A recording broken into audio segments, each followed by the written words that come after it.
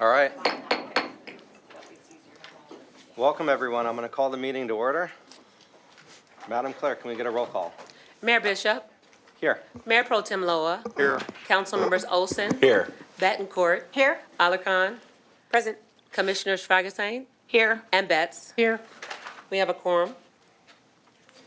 All right. Mayor Pro Tem Loa, can you lead us in a pledge of allegiance, followed by a Certainly. brief moment of silence? Yes. Thank you. Thank you.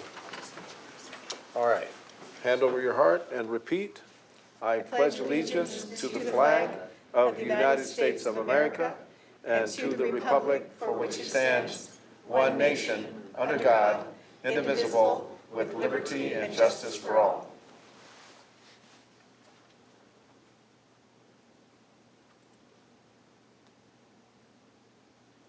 Thank you, Mayor.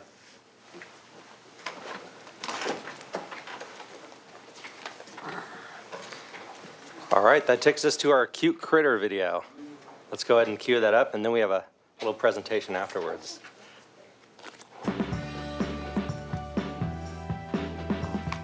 Okay.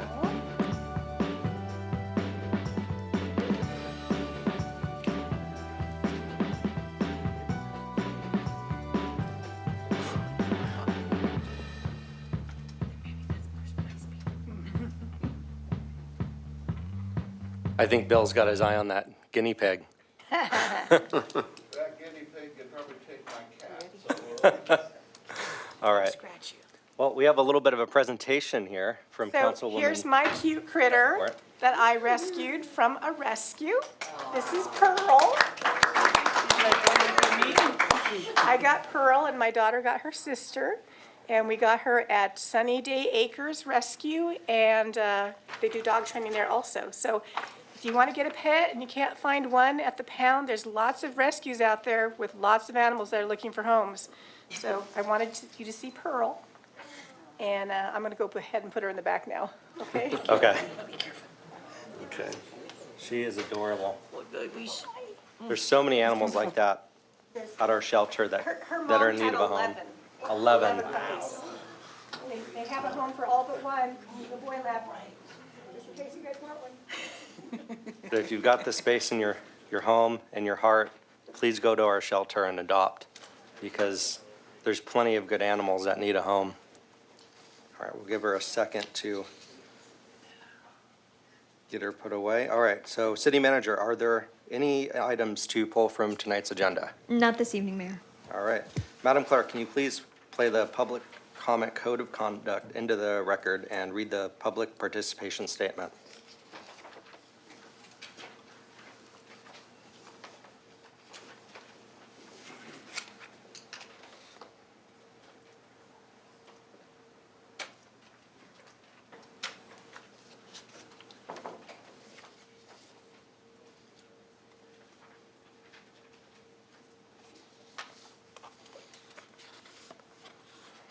One second.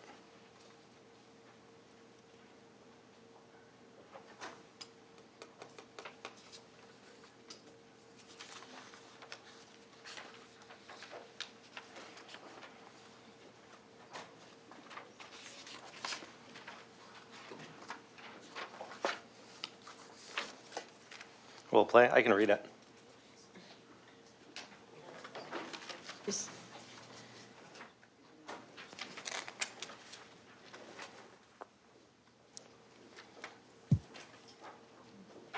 There we go. Do it the old-fashioned way, in the spirit of the holidays. Ladies and gentlemen, may I please have your attention? The meeting of the Palmdale City Council is now in order. A code of conduct will now be read, and we request that you comply with it to ensure the efficient administration of the meeting. Members of the public, it is your right to participate in today's City Council meeting, and council encourages such participation. However, the right of the public to address the council must be balanced with the need to ensure that public comment does not interfere with the orderly course of the council's business. All are reminded to abide by the following rules. Speakers must cease speaking immediately when their time has ended. Public comment on agenda items must relate to the subject matter of that item. General public comment is limited to subjects within the jurisdiction of the council. Public comment does not include the right to engage in a dialogue with council members or staff. Please remain respectful of the forum and refrain from uttering, writing, or displaying profane, personal, threatening, derogatory, demeaning, or other abusive statements towards the council, any member thereof, staff, or any other person. Members of the audience should be respectful of the views expressed by speakers, staff, and council members, and may not excessively clap, cheer, whistle, or otherwise disrupt the orderly conduct of the meeting. Any person engaging in conduct that disrupts the meeting is subject to being removed from the council meeting. Finally, if you witness conduct or behavior by other members of the public that disrupts your ability to remain engaged or participate in this meeting, please notify city staff. Thank you for your cooperation. Now is the time for public comment on consent calendar, Section 5 and Section 6, Housing Authority and the City Council consent calendar. Now is the time for public participation. All right, do we have any comments? Yes, we have Eugene Hernandez.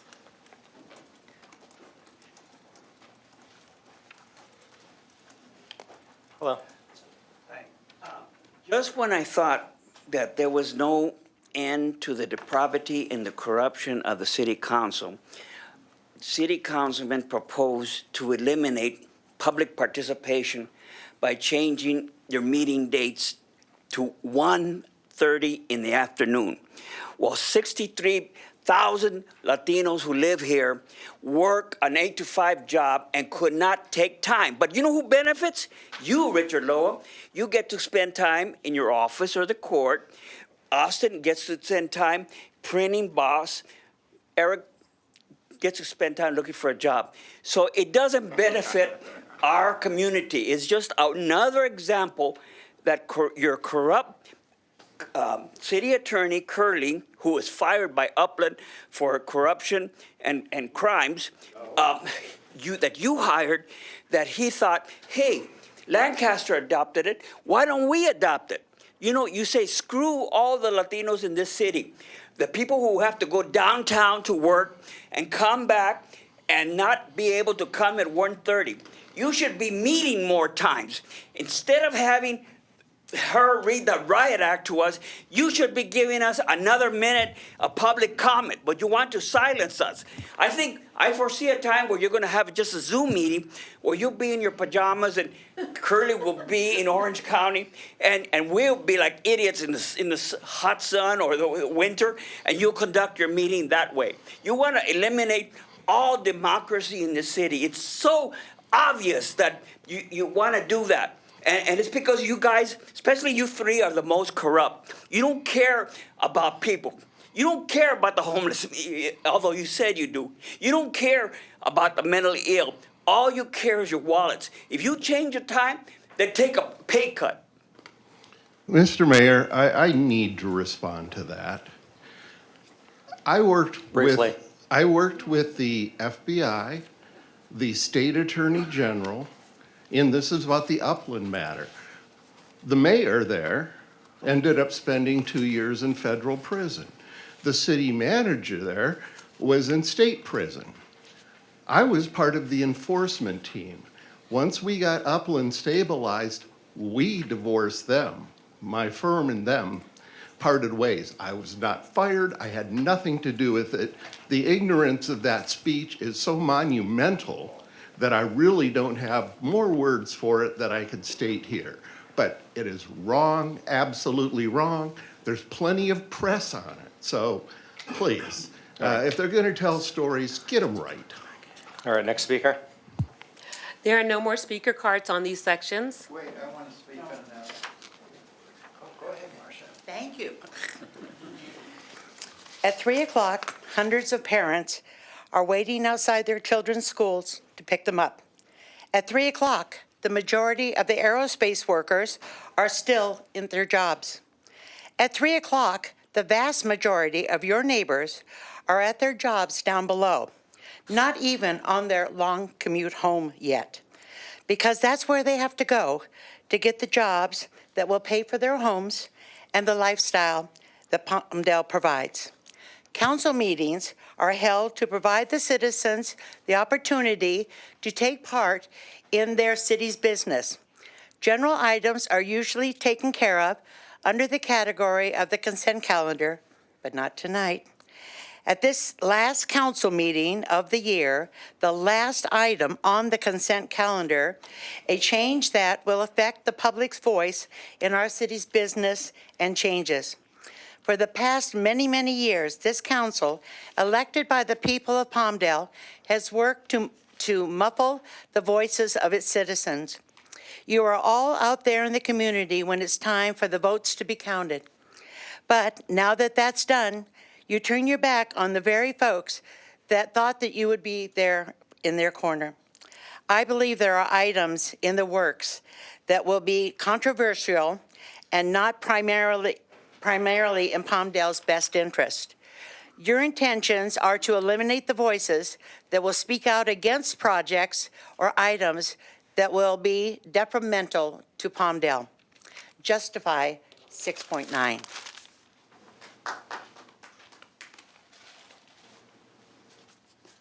Yeah, I was wondering, why is it that we have to do the public comments first, and then the council can debate issues? I would like to hear what you people have to say before I get up and speak, because that would help clear up the situation. And especially I was concerned about this Emergency Operations Center.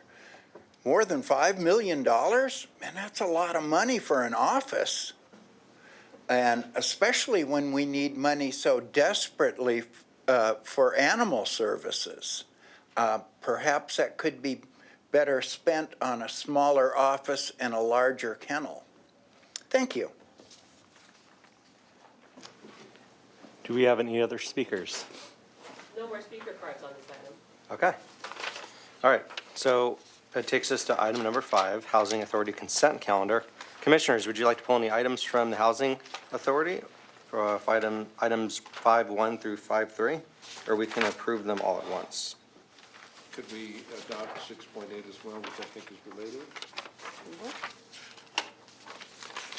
Of the consent calendar? I don't, The council hasn't been given an opportunity to pull any items yet, have we? No, Did I miss that somewhere? No, this is just housing. Oh, he's asking about housing authority now. Yeah, I'm good. yeah, Oh, yeah, okay. we're at I item wasn't 5, yeah. Does anybody want to pull anything from just the Housing Authority alone? No, I'd like to make a motion to approve the housing consent calendar. We have a motion. This will be the second. All right, Second. motion and second, let's go ahead and vote. Start voting.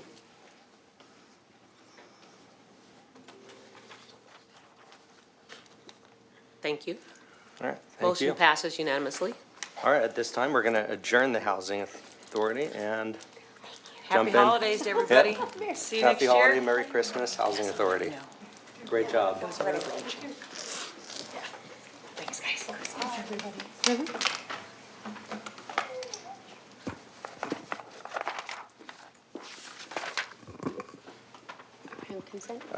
All right, here we go. Item number 6, consent calendar. Council members, would we like to pull any items from the consent calendar?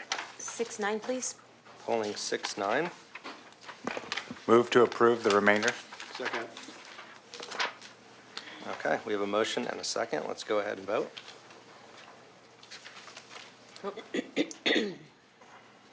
One moment, please.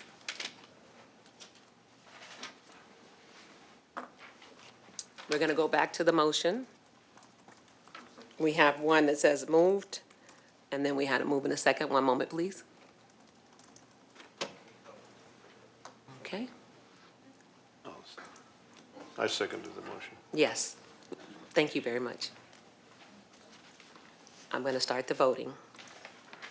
Start voting, please. Thank you.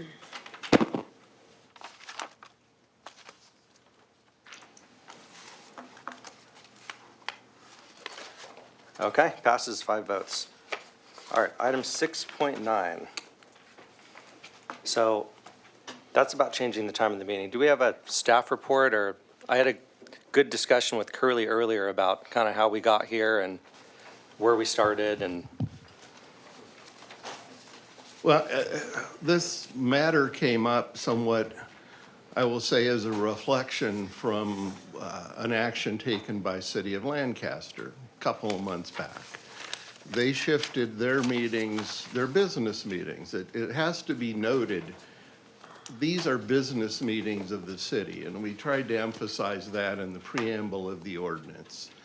The Brown Act allows for discussion of things off agenda that are in the council's jurisdiction, as well as matters on the agenda. So that will still be preserved. People will not be denied the right to comment. However, these being business meetings, it was recognized that to a large extent, the business of the city is dealing with business operations. They tend to work Monday through Friday, 8 to 5. So conforming the city's responsiveness to the business community in our business meetings seemed to be a sensible approach.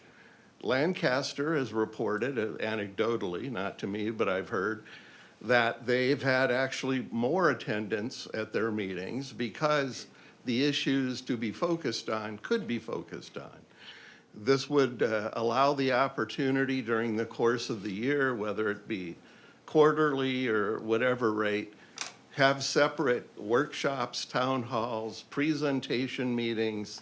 The community still would have the opportunity to address and interact with the council, but in a time focused on that interaction rather than the business aspects of the agenda.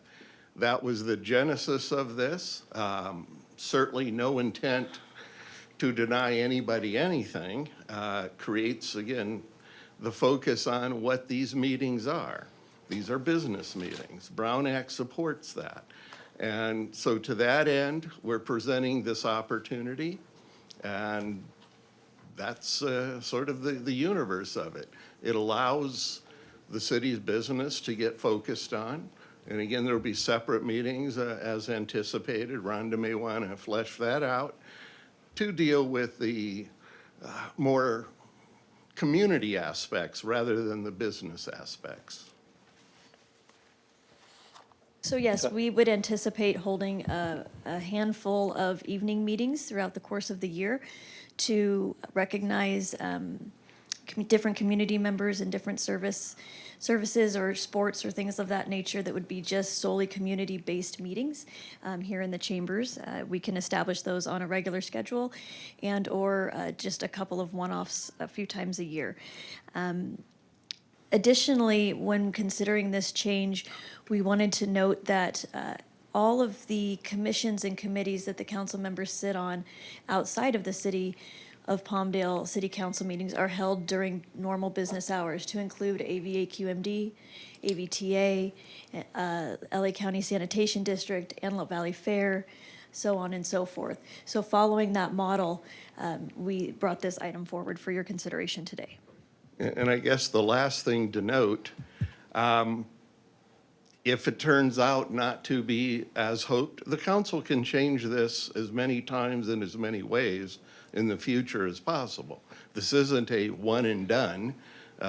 Ordinances are a legislative act, and the council can measure the success or not and adjust or revise as is warranted. So this isn't a death forever. This is an effort to try to address the predominant interest in the business meetings, and as Rhonda noted, create opportunities for the non-business meetings. Can I ask some questions? So will the public have the opportunity to Zoom in to make comments, to call in to make comments, because they can't be here? So how, well, you said the public would still participate, but how? Well, attendance, I mean, that's Well, We but don't, like- we don't have Zoom in that now, like, so. like he said, though, people are working, they're working down below. I have a job, right? So I'm going to have to switch my regular days off. I'll be taking Tuesdays off Right. if this is the case. Hopefully my boss will allow it. Otherwise, I'll be here for 1 hour and I'll leave because I get 1 hour for lunch. Well, So, and they can put in written comments, okay, so, email okay, I want to make things sure in. that there's other opportunities other than being here at 2 o'clock that they can respond. Yeah, they, written comments as they are now, so it's, Oh, okay. Right, I don't think anybody's made Yeah. clear the times that Yeah, are set so- forth in the ordinance. It's in the agenda, but in the So- presentation, it was not mentioned. So the schedule would be, the closed session would start at 2, and then the meeting would start at 3. And last week, when I came in for my briefing, I read it, and I was a little shocked by it. Probably the entirety of the staff knows, because I'm like, I have a job, this and that, but I learned that there was some will within the organization to move the times up for the various reasons that our city manager and our city attorney said. And I said, well, I'd be willing to entertain it, especially if it's a later time, because some cities, they start it really early, like they started at 9 a.m. in the morning, which is absurd to me. So, when I heard 3 o'clock, and I'm like, okay, well, that's a little better, but, I mean, the bottom line is if the will is there, But it's the there. problem is that the 9 o'clock people, first of all, I challenge you to tell me which city starts at 9 o'clock in the morning. We are a commuter community, and people aren't getting home sometimes till 6 or 7 o'clock. And they have kids they got to pick. If we have it at 3 o'clock, that's just when school's getting out, and they're not going to be able to attend here because they got to go to school. Because if you don't pick your kids up on time, you get a ticket or a fine. So they can't be at 2 places at one time. I'm wondering, what is the advantage to the city of Palmdale to do this? That's my question. Are we saving money by not paying overtime? I don't know. I don't know what the advantage is. And I'm sorry, but quoting anything from Lancaster holds no credibility for me. Well, we'll let other council members, but I'm willing just to table this and just say, hey, let's just put this on the table for right now, until we get more direction and more understanding of the effects of this. And maybe if the council and, the staff is serious about doing this, we do town halls, because that's where the real interaction happens. We've been asked for town halls for a little while, and that's something I'd be looking forward to working on and putting together, because town halls actually give the council and the staff and the residents the actual dialogue, where it's very limited in these types of meetings. Well, and also, just one other thing. It's not just the council and the public. We have the captain of our sheriff's station that attends these meetings, the fire department. We have a lot of people from a lot of other entities that come to our meetings. And if we have them in the middle of the day, that takes them away from the jobs that we're paying them for over there. So in the interest of public safety, I know that you said you've talked with them and they're okay with it, but I'm very concerned about how this all came about and why. If I can, I concur, Councilmember Betancourt. We are a commuter city. I mean, we have a population of 170,000, 65,000 of whom commute to and from. They leave when it's dark, they get home when it's dark. Our sole function is public governance, so we should be encouraging public participation. And when we moved our meetings to 5 p.m., we even got pushback because that was a little too early. People still weren't getting home in time to be able to make it to these meetings. So moving it to 3, I think, is really going to do an incredible disservice to our public participation component of our discussion. And if we do table this, I would like to recommend that if and when it comes back, that it include a component that allows for online participation, call-ins.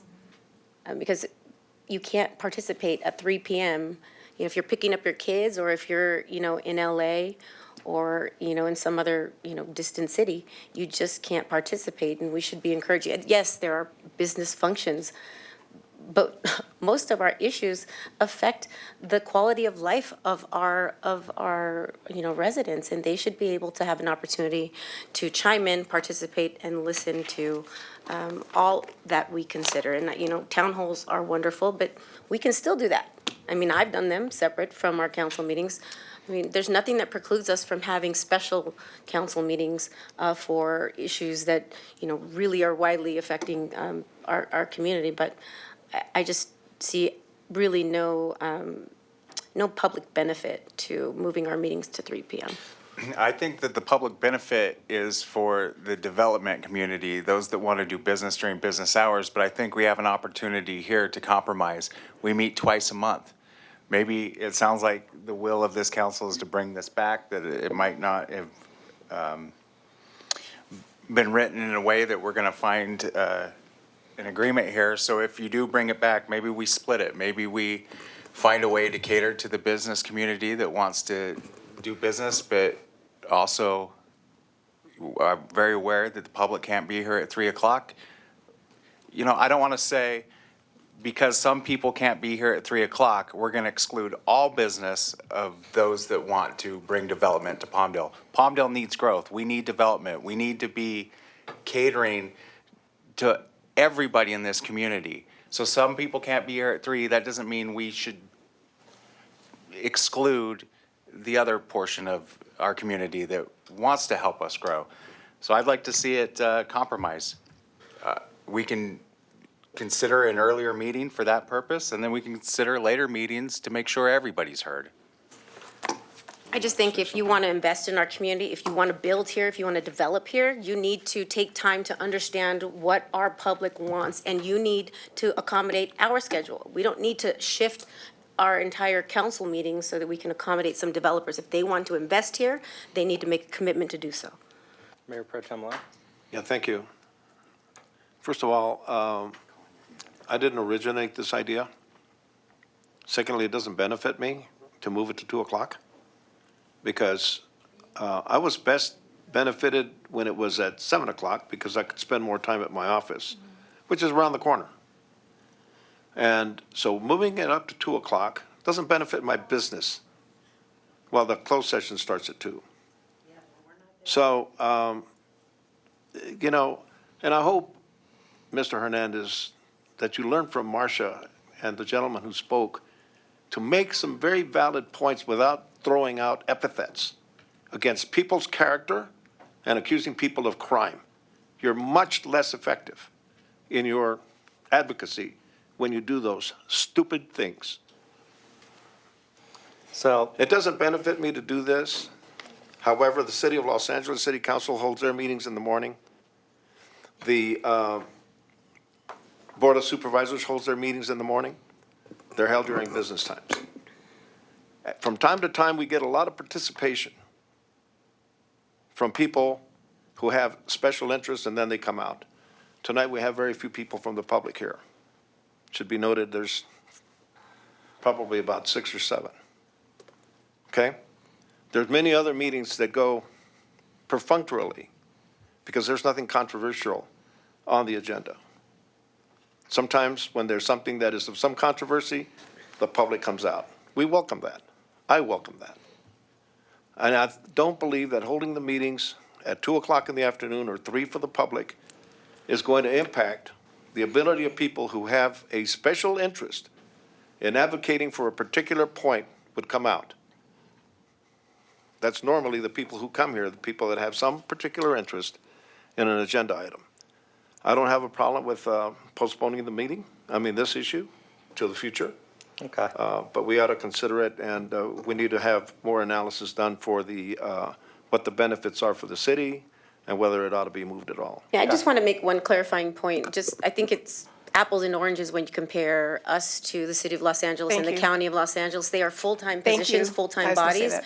And the county allows for online participation, so it's apples and oranges. Yeah, so because we're always talking about getting a variety of people into politics. When they have jobs and they're working in LA, and we're like, well, you can only be on the council if you're willing to take those days off or change your work schedule. I bounce around a lot thank God I have a flexible boss, or there's times I could not have been here. But if we want to encourage people to apply to be on the city council, we have to make it at a time that they can come. And being a part-time council, people have full-time jobs to pay their bills because the council doesn't pay the bills. I can assure you of that. We have to make it a time where people, regular residents who want to be on the council, can apply to be on the council or run for office and know that they can make it to the meeting in time. What's the point of running for office if all of a sudden it's at 1:30 in the afternoon and you can't be there? So to be fair to the public who wants to personally engage in politics and be part of the solutions here, I think we need to make sure we maintain a meeting time that the general public can participate in. All right. And I think one thing that, came up in our briefing about it was, you consider the staff hours that they get here early in the morning, they have long days, but I think a lot of good points are made here. Same points I made in my briefing. I have a job, I run a business. They are So- off on Fridays, just so you know. So on, Just thought I'd so bring it forth. up. But considering all things, I we're love willing the to staff, entertain but it. still. I don't think this is ripe for discussion yet. The appetite's not there until we, have a mechanism that gives, for sure, the ability to have the council and the staff have the interaction. Okay. And, side note, I think town halls on the weekends are great, because even Monday through Friday, the last thing you want to do after commuting back and forth all day and getting home is probably going to the city council. So I think, food for thought, let's try to meet with our residents on the weekends. So do I have a motion to table this? I'll make the motion. We have a motion. I have a second. I'll second it. We have a second. Let's go ahead and vote.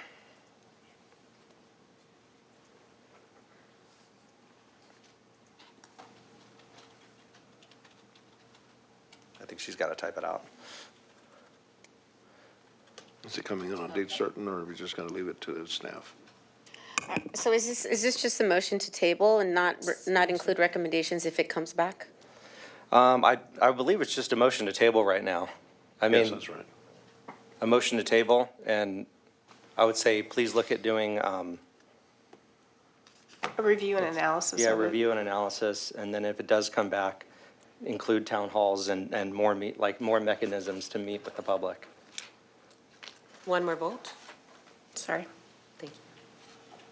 Did it take? There we go. Sorry. Motion passes. Can To I table make, the item. can I make one comment? I want to comment, I know we're not supposed to engage with the public, but I want to address what Eugene asked, why they do public comments first on the consent calendar. Oh, I'm sorry. My brain. It's really important for us, at least for me, to hear what the public thinks before we start discussing it up here.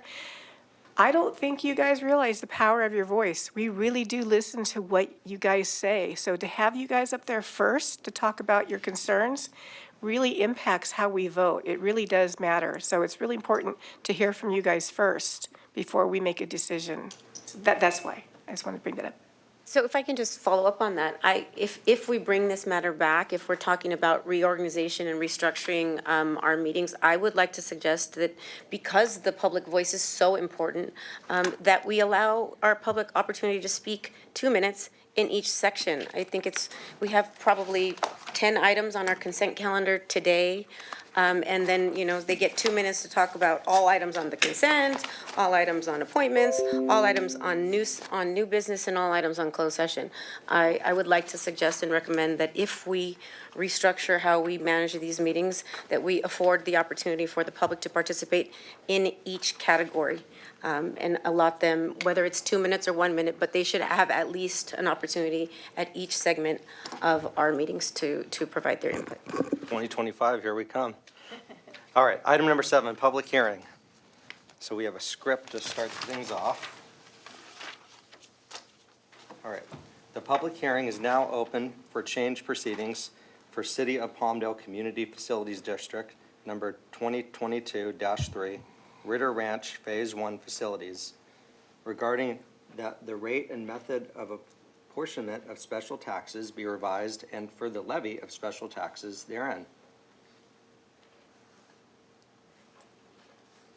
All right, now we have a report is on file with the city clerk. So Director of Operations, can you please present the report? Staff? Mr. Mayor, Janelle Sampson, the director who would be doing this, is away on a family matter, a good one. And in her place, Suzanne, our financial guru, is going to tell us all we need to know about this district. Take it away. Thank you. Good evening, Mayor, members of the City Council. This item relates to the Ritter Ranch development. The developer requested a modification in the formula for levying special taxes because they wanted a little bit more flexibility when they start marketing the first phases to merchant builders in how they levy the taxes. And so you started this process back in early November, and this is the conclusion, where you will now call for a special election of the landowner approving the change in the method to levy taxes. The city clerk will open the ballots, read the results, and then you'll have an opportunity to adopt a resolution declaring the results of the special election. And then following that, there's a further resolution that will just amend the existing acquisition agreement with the property owner, and that is just to update the costs associated with the facilities that they're going to be funded with the bonds that you approved a couple meetings ago. So that's the basis of the action tonight, and I'm certainly available to answer any questions. Good, I have lots of questions. So I've never lived in a community that has Melrose, sorry. I really don't understand the intricacies of it. Do all residents that buy a home, do they pay the same Melrose, or is it based on a percentage of your home cost? How do they determine what the cost of the Melrose is? So each home is taxed based on the size of the home. It's not really based on the purchase price of the home, although there's some relationship to it. Obviously, larger homes have higher prices, but the tax is kind of fixed for different categories of sizes from, 1,500 to 2,000 might be one tax rate. From 2,000 to 2,500 might be a separate tax rate. Okay. And I was talking to the mayor earlier. I went to the University of California, Irvine, a pre-planned city with private communities like Turtle Rock and some of the other ones. And when they pay in for their parks and their facilities, those parks are restricted to them. Like you have to have a Turtle Rock key to get into the Turtle Rock pool. Are there plans to do that for this neighborhood? Because right now, we've got residents that are going to be paying a Melrose for all these parks and schools and pools or whatever else they're going to be building, but yet anybody can drive there and use it without paying for it. Is there anything in the plans to make those restricted to the housing residents only? No, the facilities that are being funded with the proceeds of the bonds are basically, backbone infrastructure and things like that. So each neighborhood might have its own little community, but that might restrict access to it, but the facilities. Because you can see my logic, like if you're paying a huge Melrose every month and you go down to the pool and there's 500 people from Rosemont there, that could be a problem. Well, yeah. Well, things like amenities like pools will not be funded with the proceeds of these bonds, so that are not being paid with the taxes for these bonds. This is really just for basic kind of infrastructure, water, sewer, drainage, that sort of thing. All right, thank you. Sure. Okay. So at this time, I'm going to ask Ms. Scott, are there any speaker cards from the public or persons who wish to present any testimony or protest? No, Mayor, there are no speaker cards from the public.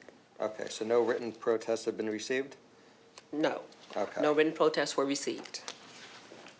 Are there any persons registered to vote in the territory of the Community Facilities District? We have received confirmation from the County Registrar of Voters that there are no registered voters within the district. All right, so there are no notices of public hearing for the change proceedings published and mailed to the appropriate landowners? Yes, they were mailed. All right.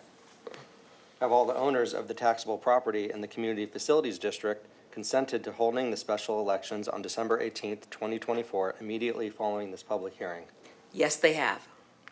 Do you concur with the holding the special district elections on December 18th, 2024, immediately following this public hearing? Yes, I do. The public hearing on the proposed changes to the rate and method of the appointment of special taxes for the district is now closed.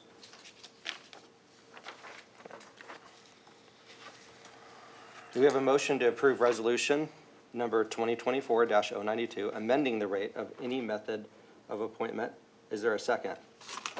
I'll move it. A motion was made by Mayor Pro Tem Loa. I'll second. We have a second by Councilmember Olson. Let's go ahead and vote. Start voting. Motion passes unanimously. All right. The city clerk will now announce the results of the special election. Ms. Scott, have you received the ballots for the special election related to the approval of the revised rate method of appointment of special tax for the district? Yes, Mayor, I have. Okay. My apologies. The special sealed envelope? Yes. Super secret.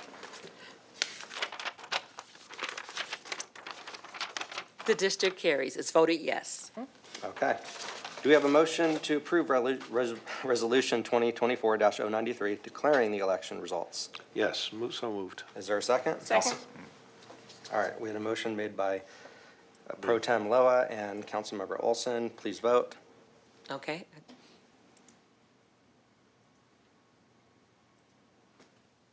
Start voting.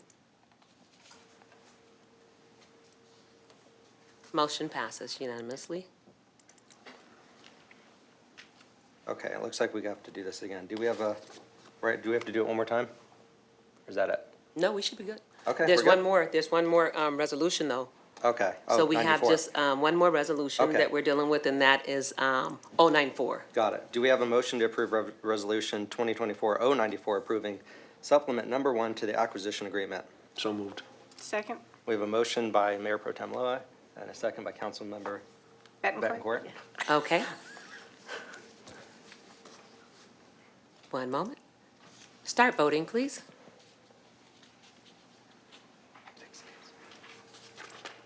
Motion passes unanimously.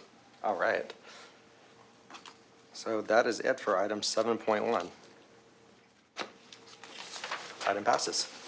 All right, item 7.2. Do we have a staff report? Brenda?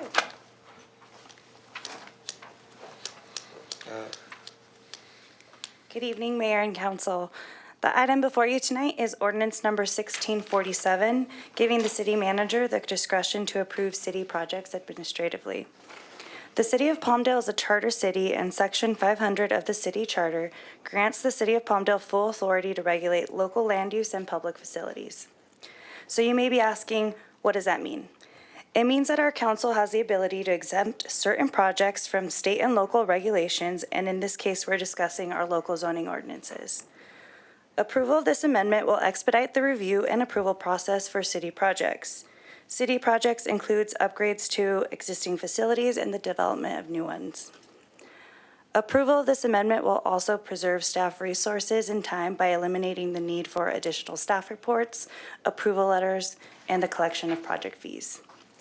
In addition, our general plan identifies certain goals that our residents and stakeholders have identified. One of them is to maintain public facilities that support the Palmdale community. It is important to note that this amendment will not interfere or eliminate the public outreach process. Typically, city projects are carried out through capital improvement projects, which are carried out through our public works team. These projects include a variety of projects ranging from street widening or repairs, housing projects, and upgrades to existing park facilities, which are ultimately reviewed and approved by the City Council. City projects play a crucial role in enhancing our community by upgrading existing facilities and also expanding services where possible to meet the needs of the community. This concludes my presentation. Staff recommends the City Council adopt ordinance number 1647. I'm available for any questions. So this is actually kind of cutting red tape and helping us expedite our projects. Wouldn't that be refreshing? Correct. Thank you. All right, any other comments or questions? Seeing none, Madam Clerk, can you please read the title of ordinance number 1647 into the record, please? Yes, an ordinance of the City Council of the City of Palmdale approving zoning ordinance amendment 24-001 and finding that the project is consistent with Program Environmental Impact Report 22-002, prepared and certified in conjunction with the city's general plan, Palmdale 2045. All right. I'll make a motion to approve. Okay. We have a motion. We have a second. Can we actually, can we, Oh, sorry, Yeah. my bad. can we No, introduce we it? can get them, yeah, we're gonna If we introduce can it just with the do a- motion Okay. in second. A No, voice that's good. vote? I'll make a motion vote- to introduce it? We're just doing a voice vote on the Gotcha. introducing the item? Okay, Okay, sorry. Okay. okay. We want to cut the red tape. That's We got not a bad, excited, we don't want sorry. to be apologetic for that. Okay, so we're going to open the public hearing and receive testimony at this time. Come on up. We have no speaker cards on this item. Okay, let's go ahead and close the public hearing. And are we good with discussion? All right, motion and a second to adopt ordinance number 1647. Do we have one? Yes, I make the All right. motion. And I second it. We have a motion and second. Let's go ahead and vote. One moment, Mayor.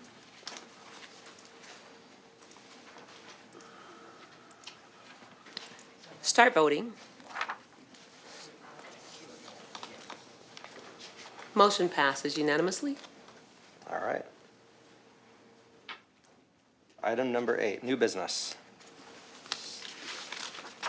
So City Clerk, can you please read the title of ordinance 1650 and resolution number CC 2024-096 into the record, please? An ordinance of the City Council of the City of Palmdale amending Section 3.21 of the Palmdale Municipal Code relating to the implementation and collection of reduced transactions and use tax.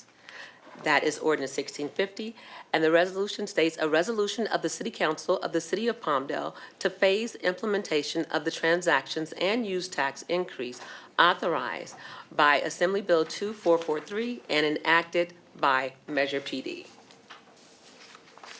Okay. Staff, do we have a report on this?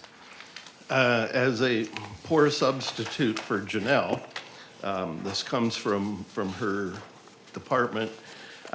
This is we call it housekeeping management, bit of enactment. What it does is make clear that the council controls the assessment of the sales tax that's maximum permitted under Measure PD and the state legislation. The council is recommended to not take it all right now. The resolution lays out the phasing. The proposal from your finance staff is you would do a 0.5% now, and in 28 and 29, another 0.25%. I'm told 27, 28. I must have read the wrong section. Nonetheless, it is a phasing in the future of the quarter.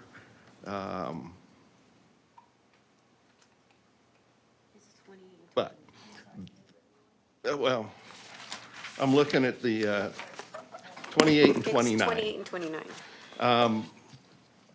So again, it gives housekeeping control, if you will, and the ability for your finance staff to make good budget projections based on anticipated revenues. It is their recommendation and staff's recommendation, the council adopt this ordinance and the implementing resolution to allow for the orderly management of your tax revenues. Okay. At this time, I'm going to open the public hearing and receive testimony. We have no speaker cards on this item, Mayor and Council. We're going to close the public hearing.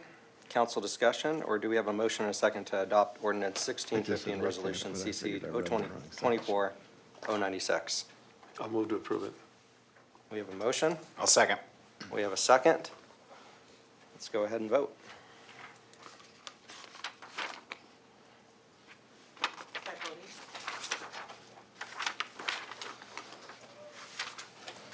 Motion passes unanimously.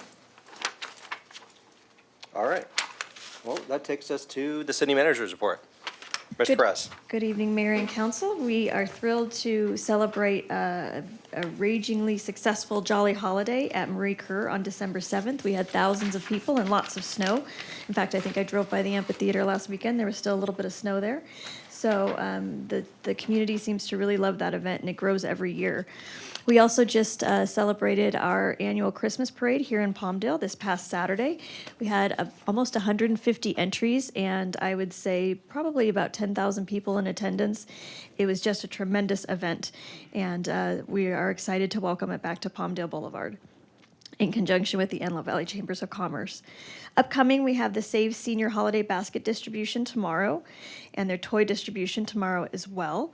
And I'd also like to highlight the AVTA partnership that we have for this Saturday. It's a drive-through grocery and toy giveaway for about 2,500 people, happening from 10 to 3 p.m. while supplies last at AVTA off of Avenue M. Additionally, I want to make the announcement that there's an opportunity for pet license renewal forgiveness. If you have not registered your pet now through February 28th, you can get a free license from the county if you register your pet, and there will be no penalties associated therewith. So with that, Merry Christmas, and that's the end of my report. All right, thank you So very at much. what age do you have to register your puppies? I haven't done that yet. Do we know? How about now? I think you're supposed to register them within 90 days of getting them, but Okay, it hasn't been 90 that's a days. shooting from the hip, Okay. just I'll- because I'll I just get went that through done it. right away. Item number 10, Sheriff's Report. Captain Barton, come on down.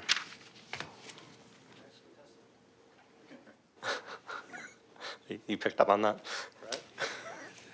Good evening, Mayor, Bishop, and Council, and happy holidays. The response times for the routine calls for service in the month of November were 121 minutes in the city. Halfway through the month of December, though, we're at 92 minutes. So we're definitely starting to see a significant decrease in the amount of response time to routine calls, not emergency calls, not a priority calls, routine calls. So that's the ones where you don't have a life-threatening emergency happening where you have to be there in lights and sirens. It's when you have your wallet lost or, somebody broke into your house 3 days ago, that type of stuff. We handled 4,119 calls for service in the month of November. We continued our partnership with the city's public safety staff, with CSOs handling 232 incidents in the month of November, as well as writing 136 reports. We appreciate this partnership as the model of efficiency and utilizing resources from the city as well as the Sheriff's Department. CSOs and the city's public safety department collaborate with the Partners Against Crime team or the PAC team, often to address quality of life issues. During the month of November, the PAC team made 49 arrests and issued 50 citations, of which 31 were for Palmdale Municipal Code citations. Based on preliminary data, we're averaging 318 Part 1 crimes per month. Part 1 crimes include murders, rapes, assault, robberies, thefts, and arson. Through the month of November, crimes against persons are currently up 2.6%. So that would be the murders, rapes, and assault. However, gang-related shootings are down 19% compared to last year and 50% compared to 2022. We're also continuing to experience an increase of 11% in property crime driven by auto theft and retail theft. In response to our upward trend in retail theft and with the holiday shopping season in full swing, we have partnered with the City of Palmdale in a Business Watch program on Operation Secret Shopper, in which sheriff and city personnel will increase in visibility at our local retailers, and undercover deputies will be working inside the stores with loss prevention. Operation Secret Shopper has resulted in 20 arrests for the month of November and another 19 so far just in this month alone. And we've recovered over $8,000 in stolen property so far doing the Operation Secret Shopper. We made 371 arrests in the month of November and 25 firearms were recovered. Graffiti continues to be a prominent issue as well. We made 12 arrests for graffiti and as well as conducted 13 additional investigations that'll be forthcoming later. Traffic enforcement and collision prevention are also critical to our success in protecting the public. We are currently averaging 172 reported collisions per month, which is an increase of 24% compared to last year, but also a 6% decrease in traffic collisions that were fatal. So we have 15 this year and we had 16 last year. We also have had a 20% increase in traffic citations. Through the month of November, we've had 10,666 citations compared to 8,916 last year, mostly attributable to the 7 city-funded traffic enforcement deputies, including the 4 motors, in which actually yesterday one of our motor deputies was going to some training and came across a person stuck in a burning vehicle on the freeway and pulled them out of the car. So we'll have some more information coming to you forthwith. Obviously, they're out there citing folks, but they're also first responders, and they get there faster than anyone else in a car. Lastly, our virtual deputy application is live on our website. We are starting to see more community members using this service. We actually had 9 submissions just today alone for people to get their report taken over the Zoom. And we plan on launching a Spanish-speaking version in the month of January. So that's the end of my report. Okay. Questions, comments? Comment. I wish to thank you, Captain, and your staff for your assistance at the parade the other day. As the city manager pointed out, it was a great success. It hadn't been held on Palmdale Boulevard in many years, and so logistically, it's much more difficult to close off the streets and do everything that needed to be done in order to have an orderly parade. Yes. And we did have an orderly parade. I think the people just loved it, and I wish you to thank your deputies that assisted us in that. Thank you, sir. Yeah, I rode with our volunteer mounted enforcement team. Yes. In which one of them is the father of one of our deputies, and the deputy rode with us as well. So that was kind of cool, a father-son combination. Extend our thanks to them as well. Thank you. Will do. Thank you. Anybody else?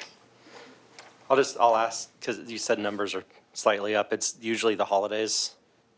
It's That that, come- it's that, but also with doing the Operation Secret Chopper, every time we arrest somebody, that's a report as well, right? So now Right. we're not only getting reported crime, but we're finding people commencing crime while we're undercover. So that does drive up the stats. So if you think you're adding 40-something arrest stats right there for theft alone. So it does bring up the numbers a little bit. So I'd like to bring up the fact that as of today, those shoplifting issues will be felonies for a majority of them. So maybe that will help deter people from shoplifting now that the possibility is very real that they will be charged with a felony. So for anybody who's listening out there in criminal land, be careful who you steal from, because we're going to prosecute as much as we can. Yes, with the passage of Prop 36, now it becomes a felony if you have a couple different convictions prior. We'll be putting some more information out via our social media the next couple of days to basically inform the public of what they're facing. Okay, thank you very much. Thank you. We appreciate you keeping our city safe. Absolutely. Have a good night. Thank you. You too. All right, item number 11, non-agenda public comments. We have Eugene Hernandez.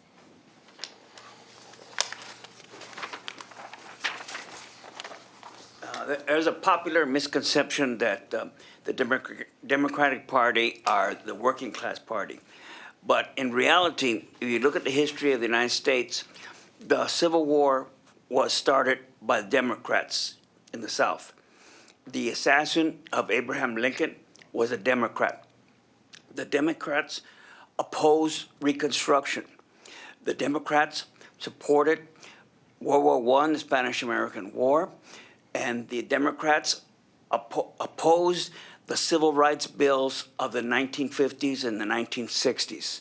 So nothing could be further than the truth that the Democratic Party is a party of the working people and democracy. And they continue to do this. As we all know, President Biden issued a pardon to a judge who is called the Kids for Cash judge. He put thousands of poor kids who had not really committed a serious crime into foster homes, into detentions where they got raped, they committed suicide, and he got millions of dollars for this.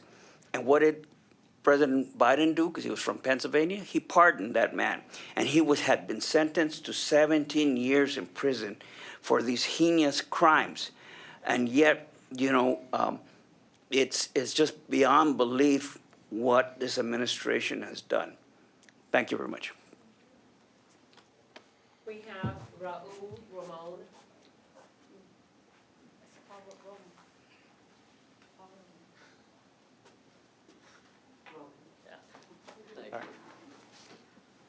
Hello. Good evening. And by the way, Merry Christmas to all of you. Merry Christmas. Thank you for having us here tonight. What I want to talk on is the word democracy comes from the Greek word demos, means people, and kratos means power. So democracy can be thought of as a power of the people, a way of governing which depends on the will of the people. It's appalling to learn from our PFC meeting that the California Air Resource Board was formed without letting we the people have any say in this. We the people did not vote for the 16 California Resource Board members to decide for us to increase the price of the gasoline, which by the way is going up. We did not give consent to Governor Newsom or to the 16 members to increase our gas prices. That, I think, is unconstitutional. The gasoline price increase will further increase the financial burden on the poor and the middle class. As you know, a lot of people here are driving hundreds of miles driving to work, to LA and back and further. Specialist, Spine Doctor Drive. Government news can inform the CARB supposedly to reduce air pollution and protect public health and environment and reduce greenhouse gas emissions in California. Then should the rest of the 49 other states follow suit? I want this body to consider, it might be imperative, to go to Sacramento, make a trip to represent us, to reject this proposal and request that they include we, the people, on decision-making. You ask us to listen, we ask us to speak with you. We both need to be doing some action about this. Remind them that we are the taxpayers and we all work for us.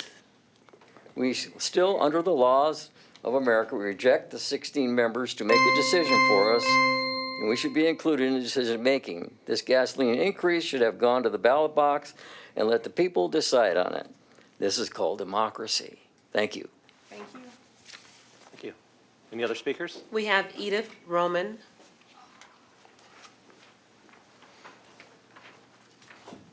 Merry Christmas to all of you guys. Merry Christmas. Yes. We have border crisis in our country between 2021 to 2024. Estimated 47.8 illegal aliens enter into our country without going through vetting procedure, thanks to President Biden for his open border. We are a nation of laws and a nation of generosity. I love this country very, very much. This is the greatest country in the world. Okay, when anyone comes into our great nation illegally without going through the port of entry, it is a violation of Title 8 U.S. Code 1325. My family and I came to the United States in the early 60s when Indonesians started mass killing all the Chinese because they thought that we were communists and felt that we had dominated their country. After this horrendous event, the Indonesian government issued a decree that Indonesian citizens come first before the Chinese people to quell the civil unrest. So we came to the United States seeking asylum.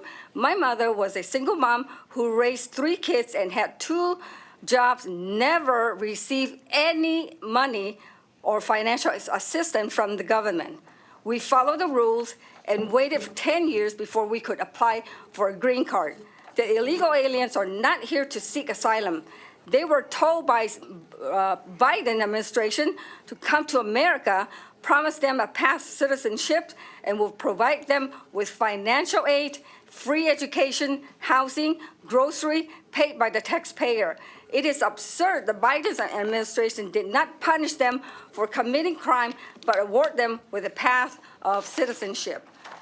I just want to remind all of you guys that last month, over 77 million of U.S. citizens have voted to deport all illegal aliens, and it is a mandate that this must happen. Come January 20th, on behalf of 159 907 Palmdale residents, I request that you, the City Council, to adopt all the, okay.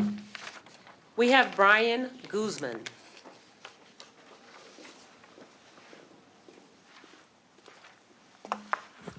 Good evening, council members, city staff, and fellow residents. My name is Brian Guzman, and I'm a proud resident of Palmdale. I recently submitted my application for the public member position for the Palmdale Recycled Water Authority. And I had the pleasure of delivering it to our wonderful city clerk, Rochelle, this morning. I wanted to take this opportunity to introduce myself personally here and express my enthusiasm for contributing to the important work of the PRWA. I hope my application reflects both my passion for serving the community and my eagerness to support this vital initiative. Thank you for your time and for the invaluable work you do for our city. I look forward to you considering my application for this role. Thank you. Thank you. We have Roger Soderstadt. Hello. So, I'd like to remind members of the public that this is a forum for matters pertaining to the city of Palmdale. National and state matters, take them up someplace else, not here. And as much as I hate to waste the city council's valuable time on petty matters, the star goes on the top of the tree. What, do you need to allocate money to buy a ladder or something, or what's going on? Could have been a no-show problem. Thank you. Merry Christmas and Happy New Year. All right. We have no more speaker cards for this item. All right, seeing none. So item number 12, council reports, announcements, requests for future agenda items. Let's hear them. Anybody? No, I'm good for now, thank you. Okay. Good as well, thank you. Good. Councilmember Olson? Councilmember Alexander? Yeah, it's our last meeting, so I just want to say thank you to our entire City of Palmdale staff for a wonderful and productive year. You guys have all done a remarkable job, so thank you for all that you do. Just want to wish everybody in the City of Palmdale, Greater AV, a blessed holiday. Also want to remind everybody this Saturday, December 21st, after you go to AVTA and get your turkey, come on by McAdam Park from 1 to 5. I will be doing my Kicks for Kids event, the winter version of the event. We're giving out winter boots to kids, K through 12. And there's going to be an entire holiday celebration, music, food, dancing, gifts, toys. I mean, it's going to be a wonderful event. So McAdam Park, 1 to 5, after the AVTA event. All are welcome to join. All right. Likewise, I want to thank the staff. I want to thank most of all the residents of this community for giving me this opportunity. This will be my last meeting to serve as mayor, and then Richard will be taking over the next meeting in January 2025. We'll have Mayor Pro Tem Betancourt at the helm, and I know they're going to do an excellent job. We've got a great community and a great staff. I want to wish everyone happy holidays, Merry Christmas. Please be safe out there. And thank you to all of our first responders for keeping us safe during the holidays. With that, And thank you to you, Mayor. It was a great year. Thank you. Oh, thank you. I appreciate that. It went by quickly, didn't it? It did. So, Palmdale, as Councilmember Olson would say, everything's coming up Palmdale. Things coming up Palmdale. And 2025 is going to be quite the year for Palmdale. It's going to be a big year. Looking forward to it. And we've got great leadership at the helm to do it. So, with that, I want to wish everyone a happy and safe holidays. Please take care of yourselves, take care of your others, take care of others. And this meeting is adjourned. We'll see you January 8th, 2025, right here at 5 p.m. See y'all next year.